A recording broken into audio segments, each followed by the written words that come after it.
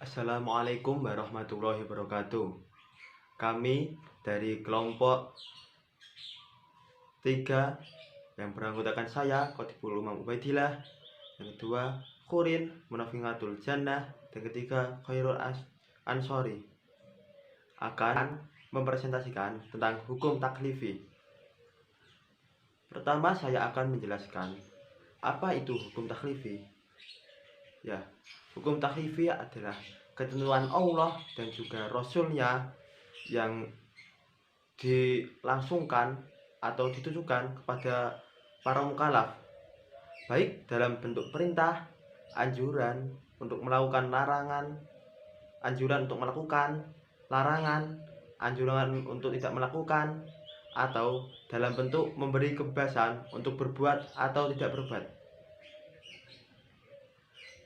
Hukum taklifi itu dibagi menjadi 5 yang lebih terkenal, yaitu wajib, sunnah, haram, makruh, dan juga mubah atau boleh. Saya sini akan menerangkan tentang wajib. Pertama, wajib secara etimologi itu berarti tetap atau pasti. Sedangkan secara terminologi menurut para ulama yaitu sesuatu yang diperintahkan atau diharuskan oleh Allah dan Rasul-Nya untuk dilaksanakan oleh orang mukallaf, dan apabila dilaksanakan mereka akan mendapatkan pahala dari Allah Subhanahu wa Ta'ala. Namun sebaliknya, jika tidak dilaksanakan atau ditinggalkan, maka ia akan diancam untuk mendapatkan dosa, disiksa di neraka oleh Allah Subhanahu wa Ta'ala. Dan di depan neraka itu ada malaikat Malik yang menjaganya, dan anak buahnya yang siap menyiksa siapapun yang melanggar Allah Subhanahu wa Ta'ala. Hukum wajib dapat dibagi menurut berbagai segi. Di antaranya dilihat dari orang yang dibebaninya. Maksudnya, orang yang dibebani hukum kewajiban itu dibagi menjadi 2 macam. Yaitu yang pertama ialah wajib aini atau kewajiban yang dibebankan pada setiap orang yang sudah balik dan juga berakal tanpa kecuali. Kewajiban ini tidak dapat diganggu-gugat, seperti halnya sholat 5 waktu. Nah, ini saya seperti ada cahaya-cahaya malaikat, maaf ya. Jadi karena kemuliaan saya ini ada cahaya malaikat. Yang kedua, pembagian yang kedua adalah wajib kifayah, yaitu wajib yang dibebankan pada seluruh mukallaf. Namun bila mana telah dilaksanakan oleh sebagian dari masyarakat tersebut, akan gugur kewajiban yang lain, seperti halnya sholat jenazah. Jikalau di suatu desa atau daerah ada seseorang yang meninggal, maka yang wajib mensolatinya hanyalah beberapa orang saja. Tidak wajib semua orang, tidak wajib mensolatinya. Hanya jika ada satu atau sebagian pokoknya yang sudah melaksanakan, maka yang lainnya akan gugur. Sedangkan menurut segi kandungan perintah, hukum wajib dibagi menjadi 2 macam, yaitu pertama wajib muayyam, yaitu suatu kewajiban yang dituntut adanya oleh syarak dengan syarat khusus, tidak ada pilihan lain, seperti sholat 5 waktu, puasa Ramadan, membayar zakat. Yang kedua yaitu wajib mukhayyar, yaitu suatu kewajiban di mana yang menjadi objeknya boleh dipilih antara beberapa alternatif, seperti halnya kewajiban untuk membayar kafarat atau membayar denda. Itu biasanya ada pilihannya, denda pertama, denda kedua, dan denda ketiga. Selanjutnya yaitu jika dilihat dari segi waktu pelaksanaannya, itu ada 2 macam. Pertama wajib muakkad, yaitu sesuatu yang dituntut syar'i untuk dilakukan secara pasti dalam waktu tertentu, seperti halnya sholat 5 waktu. Masing-masing sholat itu dibatasi waktu tertentu. Artinya tidak wajib sholat sebelum waktunya, dan berdosa jika mengakhirkan sholat tanpa uzur. Seperti halnya sekarang ini kan waktunya sholat zuhur. Nah, kita itu tidak wajib untuk sholat asar, maka kita haram untuk sholat asar sekarang, karena sekarang waktunya sholat zuhur. Dan kita akan berdosa jika kita sekarang kan waktunya sholat zuhur, kita meninggalkan sholat zuhur, kita akan berdosa, dihukum oleh Allah, disiksa oleh para malaikatnya. Yang kedua yaitu wajib mutlak, yaitu suatu kewajiban syar'i yang dituntut syar'i untuk dilakukan secara pasti tetapi tidak ditentukan waktunya, seperti menunaikan ibadah haji bagi yang mampu. Jadi kan waktunya itu tidak ditentukan, maksudnya tidak ditentukan kapannya itu kan tidak ditentukan, hanya wajib satu kali. Ya, jika dilihat dari segi ukurannya ada dua macam, yaitu pertama wajib muhaddad, yaitu kewajiban yang oleh syar'i telah ditentukan ukurannya, seperti zakat. Zakat kan ada ketentuannya, yaitu ukurannya berapa, itu sudah ditentukan di hukum syar'i. Yang kedua yaitu wajib ghairu muahad, yaitu wajib yang oleh syar'i tidak ditentukan ukurannya, seperti dan lain-lain. Banyak sekali contohnya wajib. Tapi perlu diingat, ini seharusnya saya di akhir ini, tapi saya akan mengatakan di awal. Di suatu hukum pasti ada pengecualiannya. Nah, seperti kaidah fikih yang jika ada kemudahan maka hukum itu akan dipersempit. Jika ada kesulitan maka hukum itu akan diperluas. Ya maksudnya itu ada pengecualiannya. Seperti halnya kita itu wajib melakukan sholat 5 waktu. Kita wajib melakukan puasa Ramadan. Tapi jika kita sudah tua renta, nggak kuat untuk berpuasa, maka wajib gugurlah kewajiban kita itu. Ya karena tadi ada berbagai faktor yang menggugurkan kewajiban kita. Mungkin cukup sekian presentasi dari saya.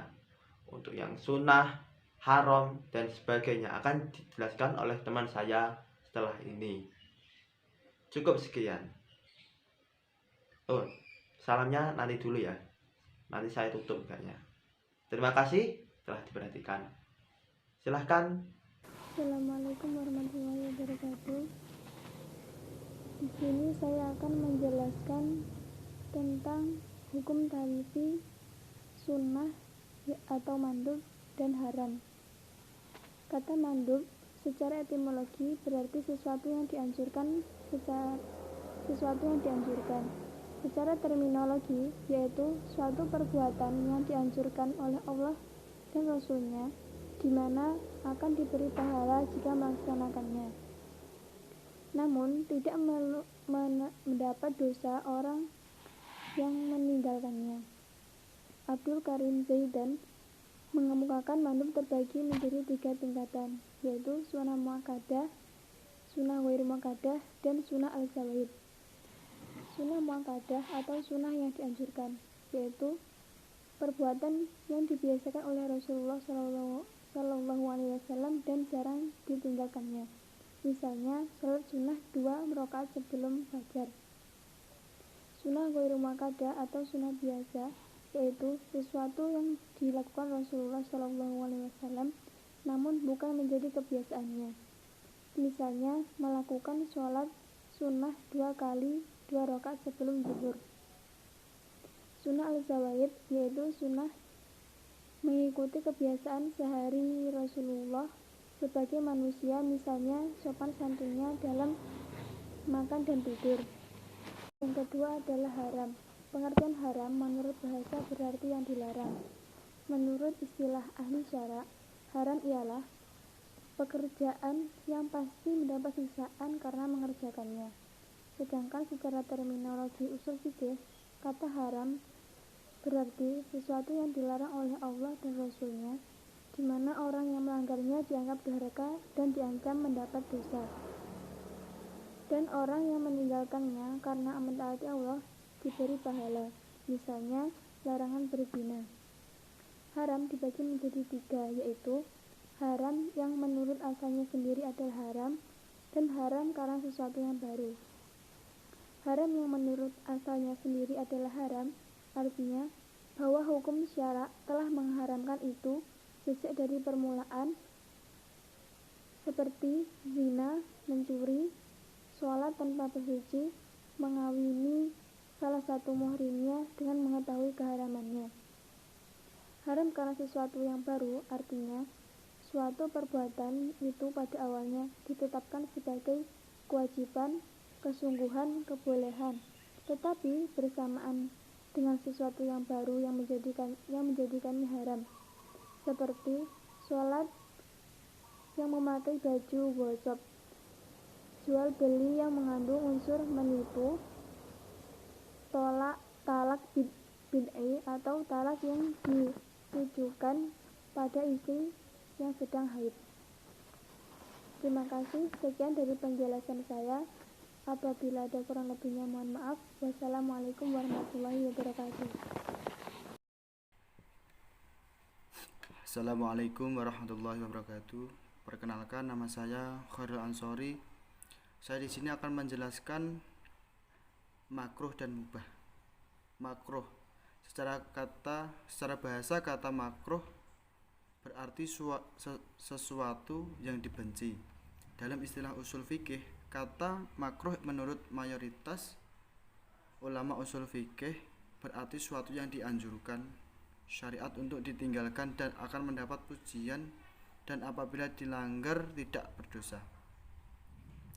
Seperti halnya berkumur, dimasukkan air ke hidung secara berlebihan di siang hari pada saat berpuasa, karena dikhawatirkan air akan masuk ke tenggorokan, ke kerongkongan dan tertelan.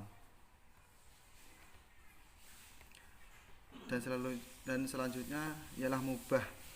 Mubah secara bahasa berarti suatu yang diperbolehkan atau diizinkan.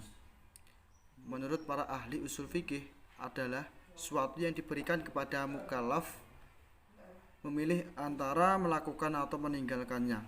Misalnya, ketika di dalam rumah tetangga terjadi cekcok yang berkepanjangan dan dikhawatirkan tidak dapat lagi hidup bersama, maka boleh mubah bagi seorang istri membayar sejumlah uang pada suami agar suaminya itu menceraikannya. Dan juga termasuk mubah bila syar'i memerintahkan suatu perbuatan dan terdapat alasan yang menunjukkan bahwa perintah itu berarti mubah. Abu Ishaq Is-Shatibi dalam kitabnya Al-Mufatahat membagi mubah kepada 3 macam. Yang pertama, mubah yang berfungsi untuk mengantarkan seorang pada suatu hal yang wajib melakukan. Misalnya makan dan minum hukumnya mubah, namun mengantarkan secara sampai ia mampu mengerjakan kewajiban-kewajiban yang dibebankan kepadanya seperti sholat dan mencari rezeki. Mubah yang seperti itu bukan berarti dianggap mubah dalam hal memilih makanan atau tidak makan, karena meninggalkan makan sama sekali dalam hal ini akan membahayakan dirinya. Yang kedua, sesuatu baru dianggap mubah bila mana dilakukan sekali-kali tetapi haram. Hukumnya bila dilakukan setiap waktu, misalnya bermain, mendengarkan musik. Yang ketiga, sesuatu yang mubah yang berfungsi sebagai sarana untuk mencapai suatu mubah pula. Misalnya membeli perabot rumah untuk kepentingan kesenangan hidup senang, itu hukumnya mubah, dan untuk mencapai kesenangan itu melakukan seperangkat persyaratan yang menurut esensinya harus bersifat mubah pula. Karena untuk mencapai sesuatu yang mubah tidak layak dengan menggunakan sesuatu yang dilarang. Sekian. Ya, terima kasih telah menyaksikan atau memperhatikan kelompok saya. Bagaimana? Jika ada pertanyaan, silahkan bertanya di kolom komentar bawah ini. Atau jika ingin lebih lanjut, bisa menghubungi nomor di bawah ini. Atau 0856 9544 9917. Terima kasih telah menyaksikan dari kelompok 3. Wassalamualaikum warahmatullahi wabarakatuh.